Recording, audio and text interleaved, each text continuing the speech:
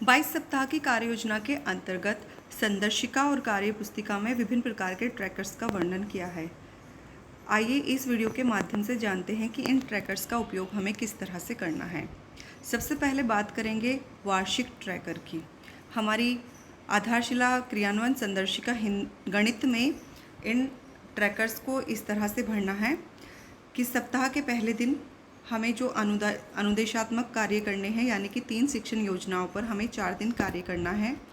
तो अगर हमने पहली शिक्षण योजना पर कार्य किया तो नंबर 1 पर टिक, दूसरी शिक्षण योजना पर कार्य किया 2 पर टिक, तीसरी पर कार्य किया तो तीसरी पर टिक।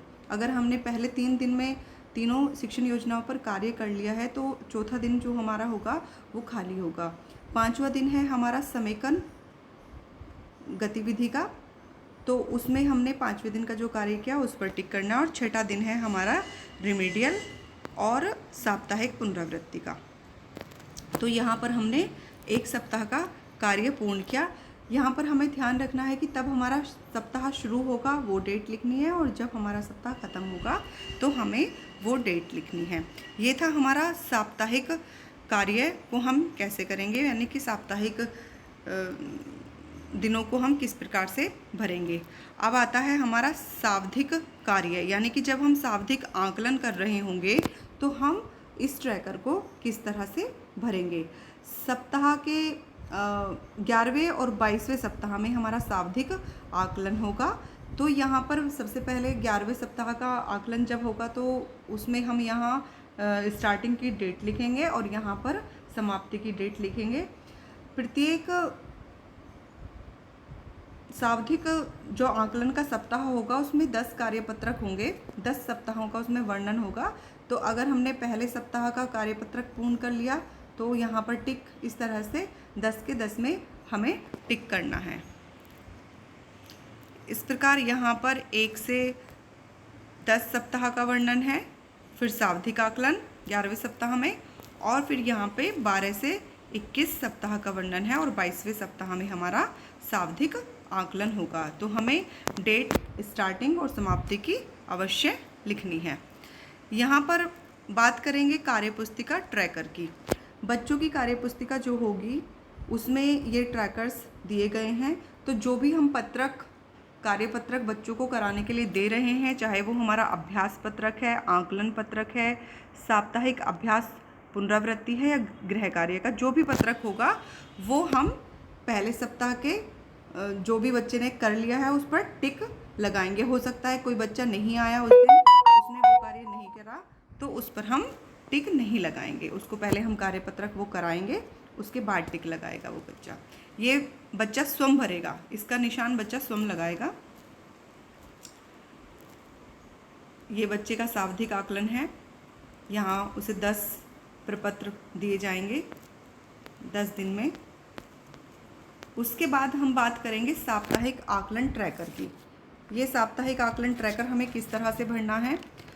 जब 5वें दिन हमारा बच्चा समेकन गतिविधि के बाद मैंने सीख लिया कार्यपत्रक को कराएंगे, तो हम देखेंगे कि क्या उस कार्यपत्रक के 50% भाग को बच्चों ने कर लिया है। यानी कि अगर कोई बच्चा 50% भाग से कम कर पाता है, कार्यपत्रक में 3 गतिविधियों का वर्णन है, 3 शिक्षण योजनाओं का, अगर उन तीनों के प्रश्नों के 50% से कम प्रश्न वो कर पा रहा है तो उसे हम ग्रेड ए में रखेंगे, और जो बच्चे 50% भाग से ज़्यादा कर पा रहे हैं उनको हम ग्रेड बी में रखेंगे।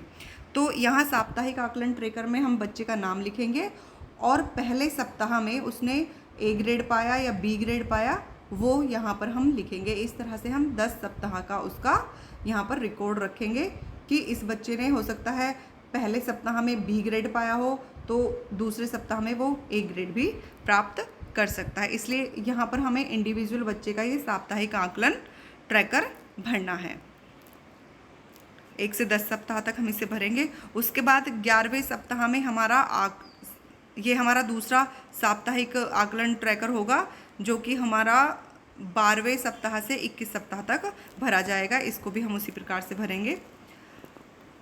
अब यहाँ पर बात करेंगे सावधिक आकलन ट्रैकर 1 की।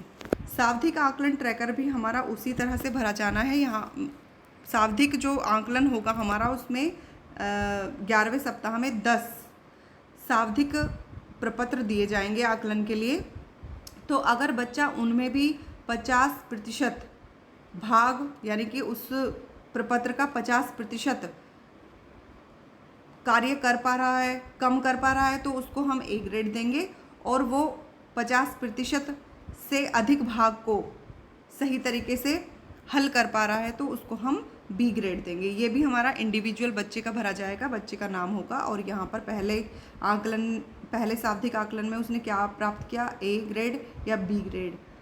तो इस तरह से हो सकता है कोई पहले बी ग्रेड प्राप्त कर रहा हो, बाद में वो 50% भाग को हल नहीं कर पा रहा हो, तो उसको ए ग्रेड में भी रखा जा सकता है। इस तरह से हम अपने सावधिक आकलन ट्रैकर 2 को भरेंगे। ये हमारा 22वें सप्ताह में होगा। इसमें भी पिछले 10 सप्ताहों की गतिविधियों का समावेश होगा, जो भी हमारे आकलन प्रपत्र थे उनका समावेश होगा। और उसी तरह से ये यहाँ भी इसी तरह से भरना है कि जो बच्चे 50% से कम भाग को हल कर पा रहे हैं उनको ए ग्रेड में रखना है, और जो 50% से अधिक भाग को हल कर पा रहे हैं उनको बी ग्रेड में रखना है। यानी कि ए और बी हमें यहाँ पर लिखने हैं। इस तरह से ये हमें गणित का प्रपत्र अपना सावधिक, साप्ताहिक, वार्षिक और कार्यपुस्तिका